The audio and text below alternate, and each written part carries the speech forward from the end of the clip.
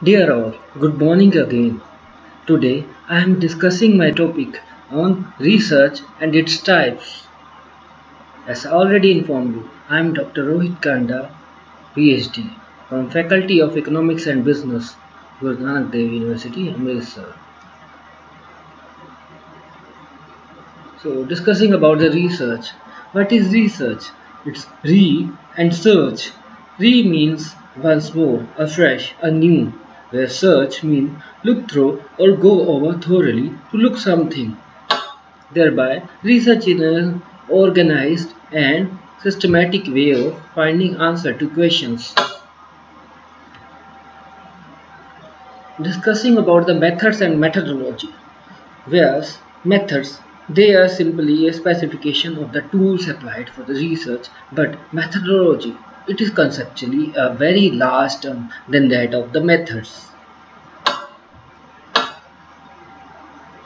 So, discussing about the types of research, there are different types of research, where broadly there are something around 14-15 major types of research. Discussing about key types of those, the both types are the quantitative and qualitative research, where in the first task we evaluate the aspects based upon some quantitative dimension, but in case of qualitative research we evaluate the qualitative dimension.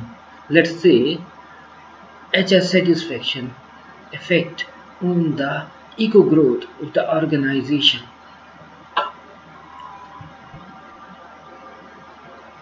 There are different types of research. One of those is applied research.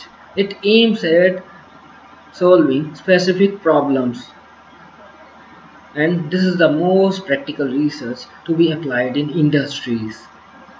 Discussing about the cross-dimensional and multidimensional research.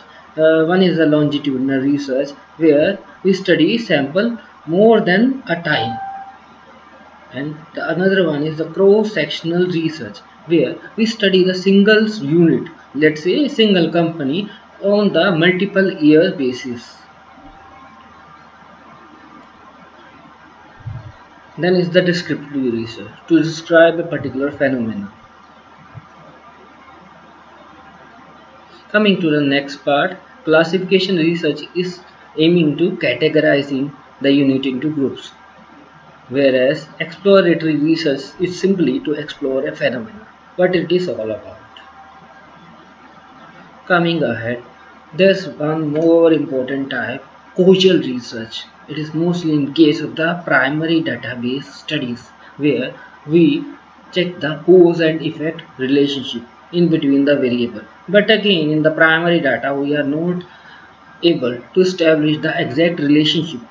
Yes, in case of the scientific research, we are able to establish the causal cause and effect relationship. So the same research apply in the scientific testing as well. Further, there's theory testing research, that is to test the validity of a pre-existing theory.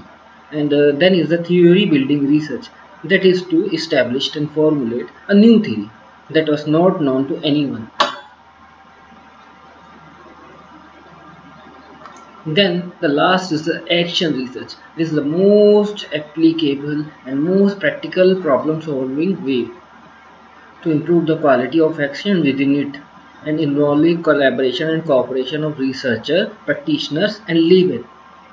It can be situational, to diagnose a problem and attempt to solve it. It can be collaborative, and it can be participative, where researchers take part in the implementation of findings, and it can be self-evaluation. It involves constant evaluation and adjustment of research and practice.